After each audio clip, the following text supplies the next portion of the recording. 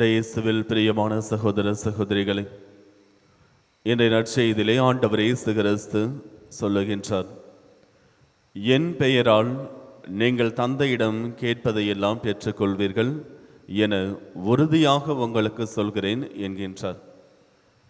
நீங்கள் என் பெயரால் கேளுங்கள், பெற்றுக்கொள்வீர்கள் என்று உறுதியாக மீண்டும் மீண்டும் சொல்லுகின்றார் ஆண்டவர் இயேசு கிறிஸ்து. ஏனெனில் கடவுள் இந்த இயேசு என்ற பெயரை எப்பெயருக்கும் மேலான பெயராக, மகிமை நிறைந்த ஒரு பெயராக, புனிதமான பெயராக கொடுத்திருக்கின்றார். இதைத்தான் புனித பவுலடியார் சொல்லுகின்றார். பிலிப்பியருக்கு எழுதிய திருமுகம் 2வது அதிகாரம் 9 மற்றும் 10வது வசனங்களில் நாம் வாசிக்கின்றோம். கடவுள் எப்பெயருக்கும் மேலான பெயரை அவருக்கு அருளினார், அவருக்கு கொடுத்திருக்கின்றார். எனவே விண்ணுலகோர், மண்ணுலகோர், கீழுலகோர் அனைவருமே அப்பெயருக்கு மண்டியிட்டு வணங்குவர் என்று சொல்லுகின்றார். கடவுள் அப்படிப்பட்ட ஒரு மகிமை நிறைந்த பெயரான இயேசு என்ற அந்த பெயரை கொடுத்திருக்கின்றார். எனவே அந்த பெயரை வைத்து, அந்த நாமத்தை வைத்து யார் யாரெல்லாம் ஜெபிக்கிறார்களோ அவர்கள் கடவுளிடமிருந்து ஆசீர்வாதங்களை பெற்றுக் கொள்வார்கள் என்பதை தான் உறுதியாக ஆண்டவர் இயேசு கிறிஸ்து இன்றைய நற்செய்தியின் வழியாக சொல்லுகின்றார். நாம் தந்தையிடத்தில் கேட்கின்ற பொழுதெல்லாம், நாம் தந்தையிடத்தில் வேண்டுகின்ற பொழுதெல்லாம் நாம் ஆண்டவர் இயேசுவின் பெயரால், ஆண்டவர் இயேசுவின் நாமத்தினால் ஜெபிக்க வேண்டும். அவ்வாறு ஜெபிக்கின்ற பொழுது உறுதியாக நாம் எல்லா ஆசீர்வாதங்களையும் பெற்றுக்கொள்வோம். ஆண்டவர் இயேசு கிறிஸ்து உயிர்த்தெழுந்து சென்ற பிற்பாடு ஆண்டவர் இயேசுவினுடைய சீடர்களும் திருத்தூதர்களும் நிறைய அற்புதங்களை, ஏராளமான அற்புதங்களை செய்திருக்கிறார்கள், புதுமைகளை செய்திருக்கிறார்கள். அவர்கள் செய்த ஒவ்வொரு புதுமையுமே ஆண்டவர் இயேசுவின் பெயரால் தான் செய்தார்கள். புனித பேதுருவும் யோவானும் தொழுகை கூடத்திற்காக ஜெபிக்க வேண்டும் என்பதற்காக என்று செல்லுகின்றார்கள். ஆலயத்திற்கு செல்லுகின்றார்கள், எருசலேம் ஆலயத்திற்கு. அவ்வாறு செல்லுகின்ற பொழுது கால் ஊனமுற்ற ஒரு மனிதனை பார்க்கின்றார்கள். அந்த மனிதன் பேதுருவையும் யோவானையும் உற்று நோக்கி கொண்டிருக்கின்ற, ஏதாவது கொடுப்பார்களா என்று அந்த மனிதன் பிச்சை எடுத்துக் கொண்டிருக்கின்றான்.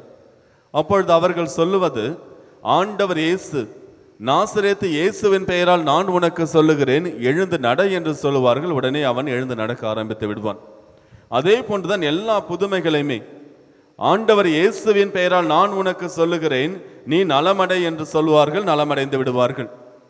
குறிப்பாக தீய சக்திகளை, ஒவ்வொரு முறையும் தீய ஆவிகளையும் பேய் பிடித்தவர்களையும் காப்பாற்றுகின்ற பொழுது, இந்த தீய ஆவிகளிடத்திலிருந்து விடுதலை கொடுக்கின்ற பொழுதெல்லாம் அவர்கள் பயன்படுத்தியது இதே வார்த்தை தான். ஆண்டவர் இயேசுவின் பெயரால் நான் உனக்கு ஆணையிடுகின்றேன், இந்த மனிதனை விட்டு வெளியேறு என்று அவர்கள் சொல்லுகின்ற பொழுதெல்லாம் சாத்தானும் தீய ஆவியும் அந்த மனிதர்களை விட்டு வெளியேறியன. ஒவ்வொரு முறையும் இந்த திருத்துதர்கள் இந்த புதுமைகளை எல்லாம் செய்வதற்கு அவர்கள் பயன்படுத்திய ஒரு மிகப்பெரிய மகிமை நிறைந்த புனிதமான மந்திர சொல் எது என்றால் இந்த இயேசு என்ற ஒரு வார்த்தை. இந்த வார்த்தையை அவர்கள் பயன்படுத்திய பொழுதெல்லாம் அவர்கள் வெற்றி அடைந்தார்கள். இன்று நம் ஒவ்வொருவரையும் பார்த்து ஆண்டவர் சொல்லுகின்றார், என் பெயரால் நீங்கள் தந்தையிடம் கேளுங்கள், உறுதியாக பெற்றுக்கொள்வீர்கள் என்று. இயேசு என்ற அந்த ஒரு மகிமை நிறைந்த சொல், அந்த வார்த்தை நம் வாழ்விலே மாற்றங்களை உருவாக்கும்.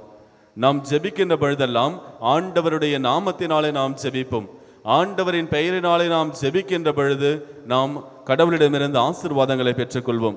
நாம் எங்கே சென்றாலும், நம்முடைய வழி பயணத்தின் பொழுதும், நாம் உறங்குவதற்கு முன்பாகவும் அல்லது உறங்கி எழுந்த பின்பும், நாம் செய்கின்ற எல்லா வேலைகளிலும், எல்லா நேரங்களிலும் இந்த மகிமை நிறைந்த ஒரு சொல்லை நாம் பயன்படுத்துகின்றோம்.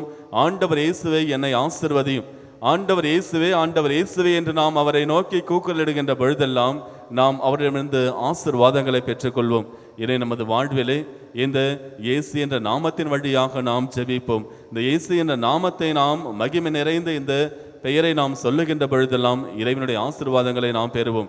நம்முடைய எல்லா நேரங்களிலும், நாம் எங்கு சென்றாலும், நாம் எப்பொழுது எந்த வேலை செய்து கொண்டிருந்தாலும் இந்த வார்த்தையை, இந்த நாமத்தை நமது மனதிலே வைத்து நாம் ஜெபிப்போம். இறைவனுடைய ஆசீர்வாதங்களை பெறுவோம். ஆமென்.